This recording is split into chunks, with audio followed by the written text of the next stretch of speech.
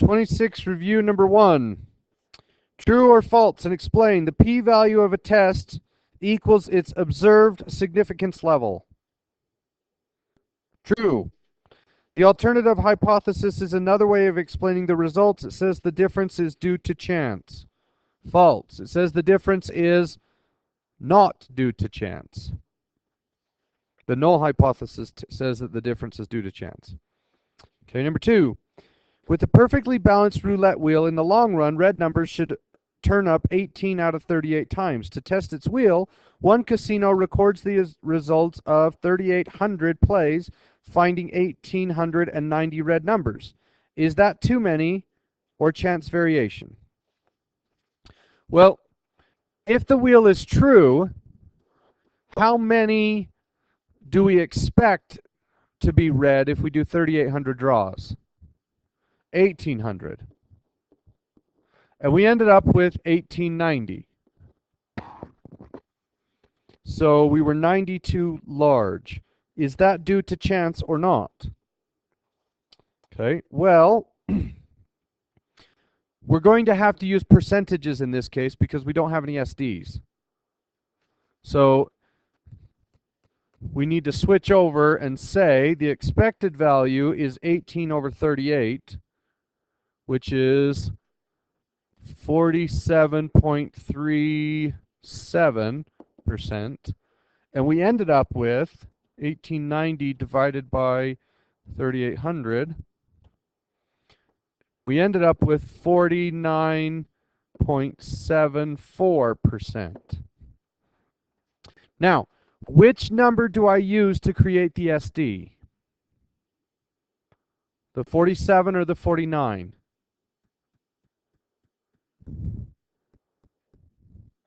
The 47. We always use the number from the box to create our SD if possible. Sometimes we don't have that, so we have to substitute it for a different SD. But anytime we know this number, and we can it either comes with an SD or we can create an SD with it, that's what we use. Now, what is the square root of 47 times 53 going to be? We're going to end up with an SD of 0.499. Without doing any work, let's see what it does end up equaling. Oops. So 0.4737 times 1 minus 0.4737. And because we're so close to 50%, we get 0.499. Okay. Do I need to make an SD plus? No. Why? We have lots of draws. Okay. So my SE average is going to be 0.499 divided by the square root of 3,800. So that number divided by the, oops. Yeah? Oh, don't tell me. Nope, it's working. Okay, good. Whew. Everything's working. Thanks for asking, though. Divided by the square root of 3,800. Now I need to turn that into a percent, which is 0.8%. Okay. Now I need a z-score. So 49.74 minus 47.37. And I get 2.37, and I divide that by 0.8, and I get 2.96.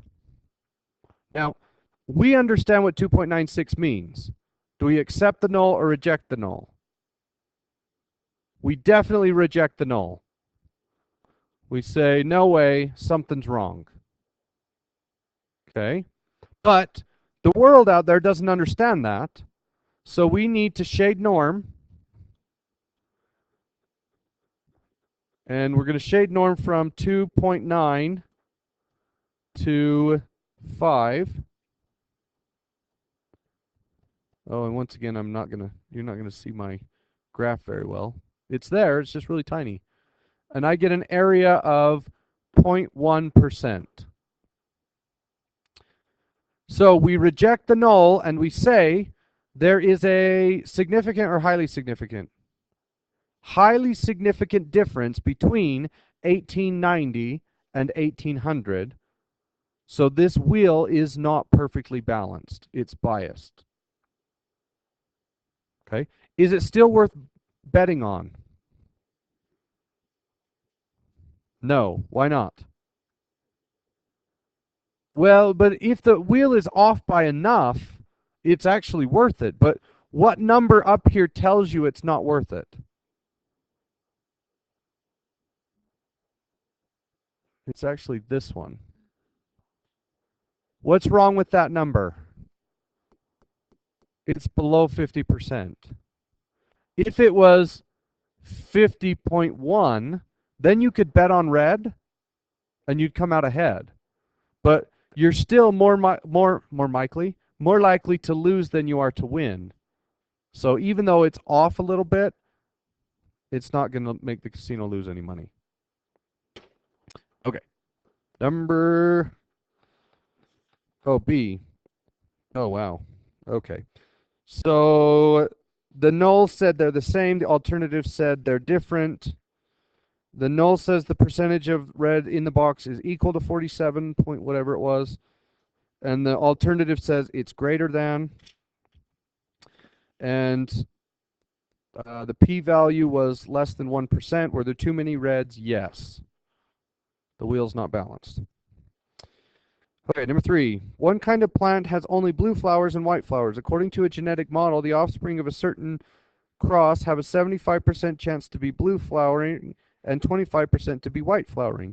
Independently of one another, 200 seeds of such a cross are raised, and 142 turn out to be blue flowering. Are the data consistent with the model? So we expect 75%. We do a sample, 142 divided by 200, and our sample is 71%. So our null hypothesis says those two are the same number, they're just off by chance error. The alternative hypothesis says no, something's wrong, that number is too low. Okay, so we did 200 draws. Am I going to use 0.71 or 0.75 to create my SD? 0.75. Do I need an SD plus? No, so we're going to do a z-test. Okay, the square root of 0.75 times 0.25. My SD is 0.433. What's that? No, where are you stuck? Right. 200 is big enough, we don't need a t-test. Yeah. Once you get below 100, we have to do an SD plus and then use a t-table.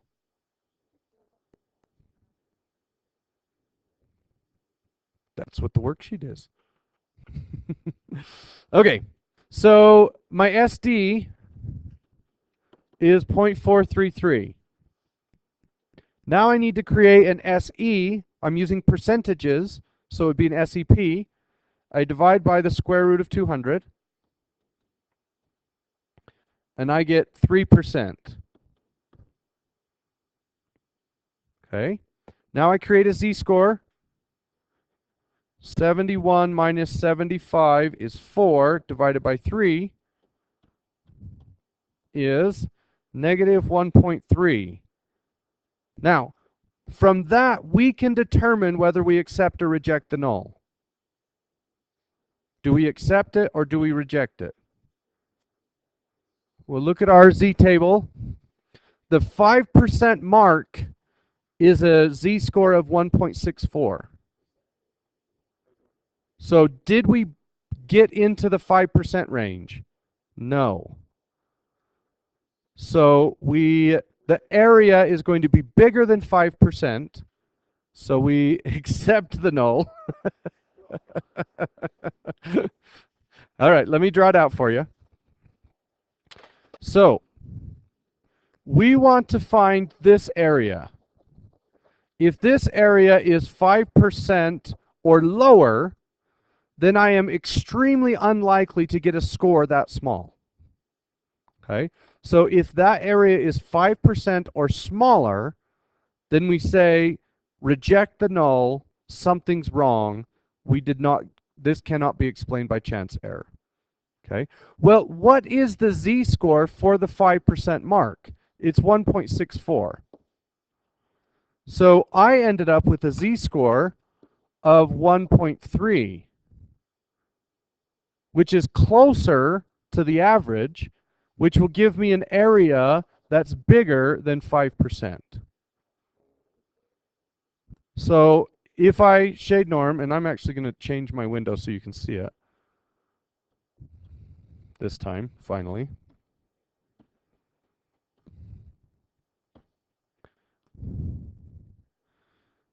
My calculator's, it's in a siesta. Okay, so get rid of that. So I'm going to shade norm from -5 to -1.33.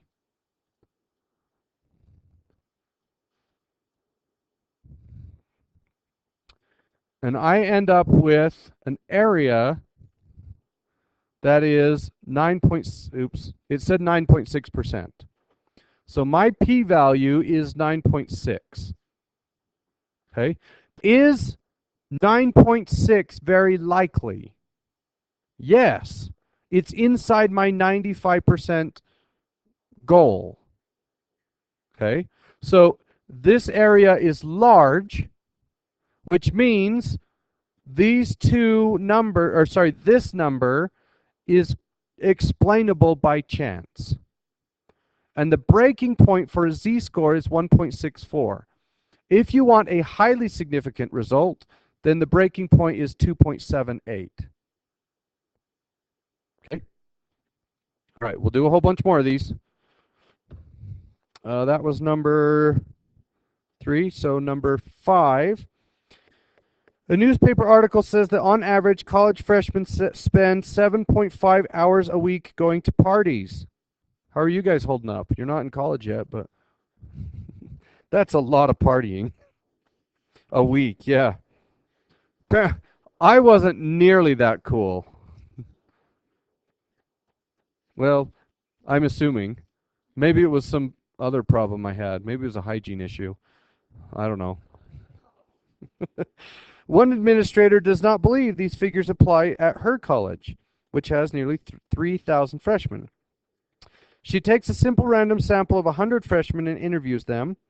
On average, they report 6.6 hours a week going to parties with an SD of 9.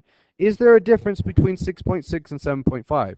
Now, a year ago, you would have looked at 6.6 and said, Yahoo, they party less. Right? But now, you are all skeptics. So we need to run the numbers and see if there's a difference or not. So we assume that the true average is 7.5. The lady at this college runs her own test with D equals 100, and she ends up with 6.6. Okay? Which SD do we use? Do we use the SD for 7.5 or for 6.6? Read the problem again. So the answer is use the 7.5 SD, but I don't have it. Right? So some newspaper article came out and said, oh, yay. Some newspaper article came out and said the average is 7.5. They didn't give us an SD. So in this case, I can't use the real SD because I don't know it.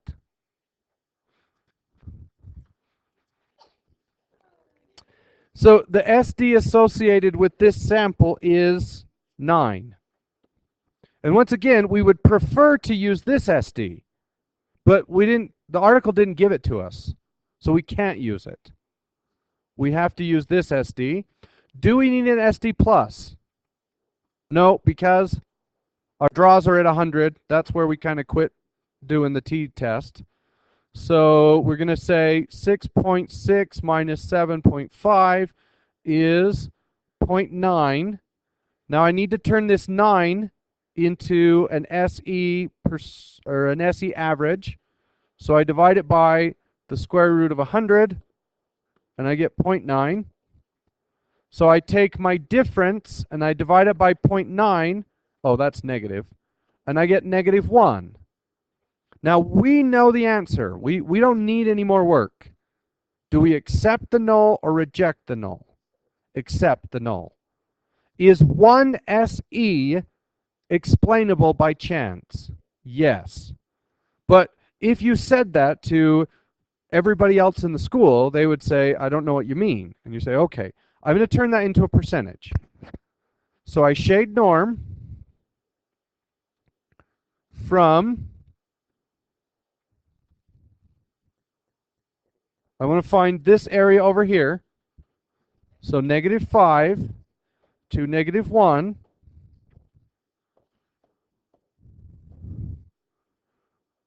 Oh, I didn't mess that up, but whatever. And I get 15.8%. Are we likely to land in a place where 15.8% is to the left? Yeah, that's totally doable. That happens all the time. Okay. Now, we reject the null, which means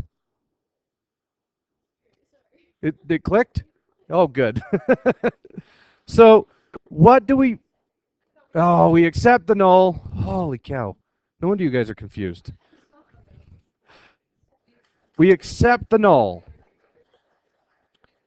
So, what implication does accepting the null have on this woman's sample?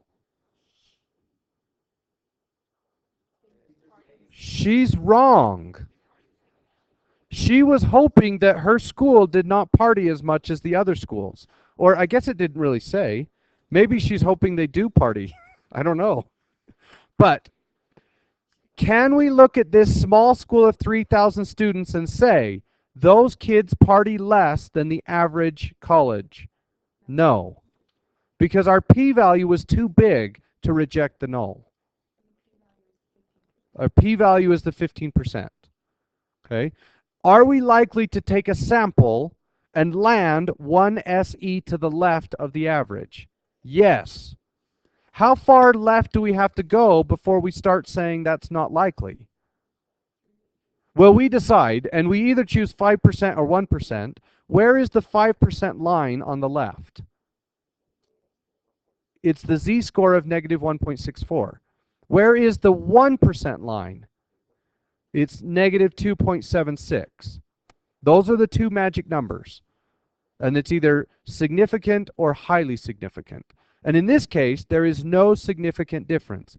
Even though 6.6 is arguably quite a bit lower than 7.5, because of our sample size and our SD, it's totally possible to end up at 6.6 when you take a simple random sample. Okay, let's do it again. Oh, I didn't do all this. Anyway, so the answer to C is the difference real? No. Okay, number 6. In 1969, Dr. Spock came to trial before Judge Ford in Boston's federal courthouse. The charge was conspiracy to violate the Military Service Act, quote, of all defendants, Dr. Spock, who has given wise and welcome advice on child rearing to millions of mothers, would have liked women on his jury. The jury was drawn from a veneer or panel of 350 persons selected by the clerk. The veneer included only 102 women, although a majority of the eligible jurors in the district were female. At the next stage in selecting the jury to hear the case, Judge Ford chose 100 potential jurors out of the 350 persons. His choice included 9 women. 350 people are chosen at random from a large population which is over 50% female. How likely is it that the sample includes 102 women or fewer? Okay, so we're going to assume that the answer is 50. It says greater than 50, but we can't, we weren't given a number, so we just have to use 50. Okay? And there were only 102 out of 350, which is 29%. Was this a fair selection process? Probably not. Do we need to run statistics to tell? Probably not, but whatever. We're going to do it, see what happens. Before we start, give me an estimated p-value.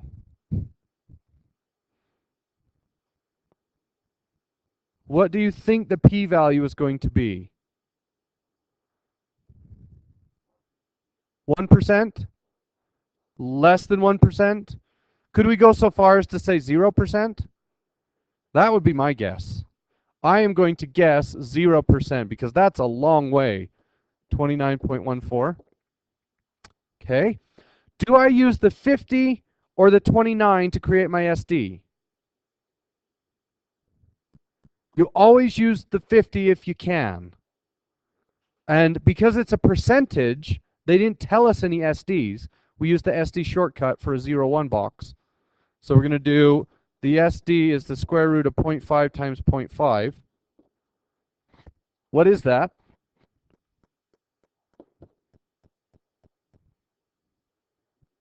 What is the SD of a 50-50 box?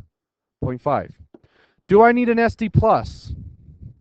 No, because how many draws did we make? 350, which is way above the 100 that we need. So to create my SEP, I'm going to divide this by the square root of 350.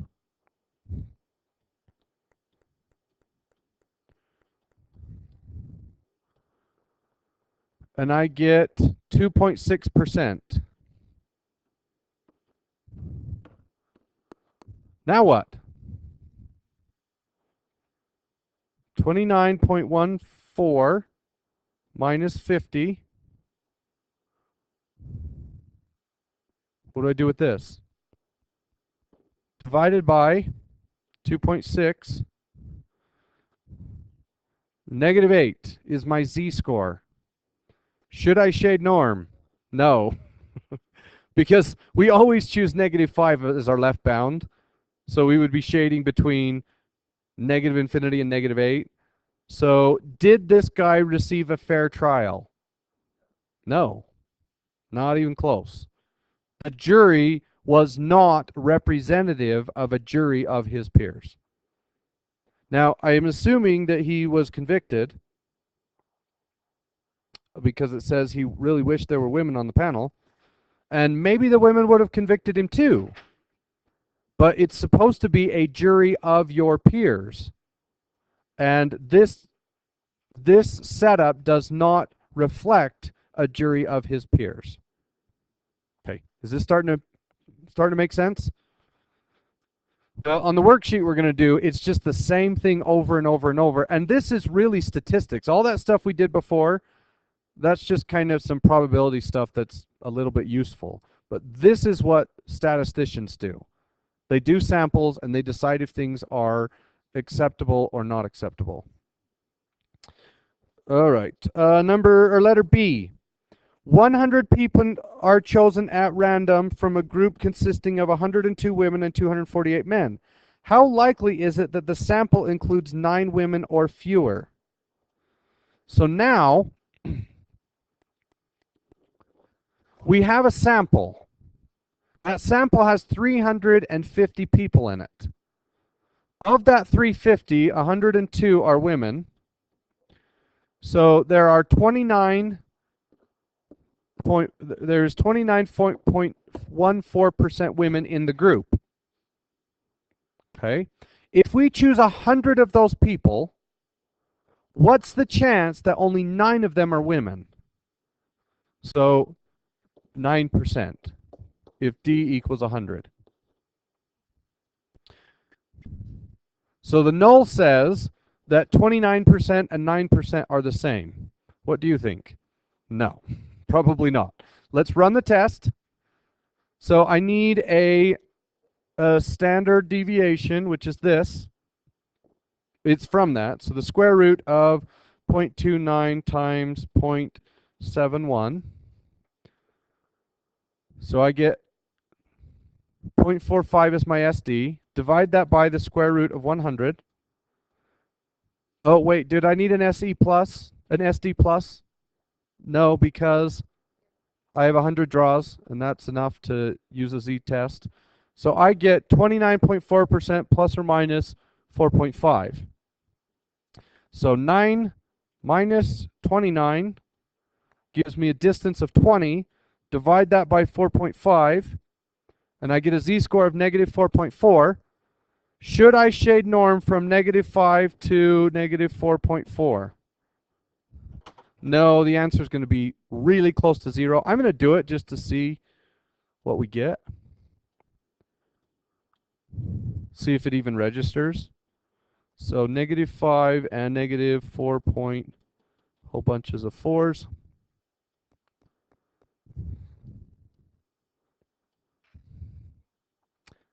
And you can't even see the area on my graph. Actually, my graph only goes out to 4. So it says negative 4.1 E6. What does that mean? 0.000041. So, not only was the jury pool tainted, but the potential jurors from inside the pool was also tainted. So how likely is it? Practically impossible. What do you conclude? Not fair. Definitely not fair. Okay? All right. Number 8. No, yes. Bookstores like education, one reason being that educated people are more likely to spend money on books. National data show the nationwide average education level to be 13 years of schooling completed, with an SD of about 3 for persons who are 18 and older. A bookstore is doing a market survey in a certain county and takes a simple random sample of 1,000 people who are over 18 and find the average education level to be 14 with an SD of 5. Can the difference in education level between the sample and the nation be explained by chance variation? So we think that the average is 13. Okay, with an SD of 3. A bookstore, it does its own sample of 1,000 people, and it ends up with 14 with an SD of 5. Okay, do I need to create an SD plus? No. And I do need to create an SE average. Do I use the 3 or the 5? You always use this one, except when you either don't have it or you can't make it. So we ignore that, and we use the 3. Okay? So I'm going to take 3 and divide it by the square root of 1,000.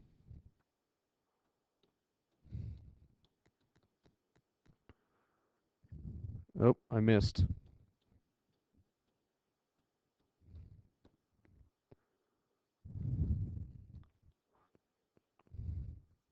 And I get 0.09. Do I need to turn that into a decimal? Nope, it's an SE average, so we just keep it where it is. So my difference is 14 minus 13 divided by 0.09. So 1 divided by 0.09 gives me an SE of 11. Do I need to bother doing a shade norm? No. The p-value is going to be 0%, which means, is this area more educated than the average area?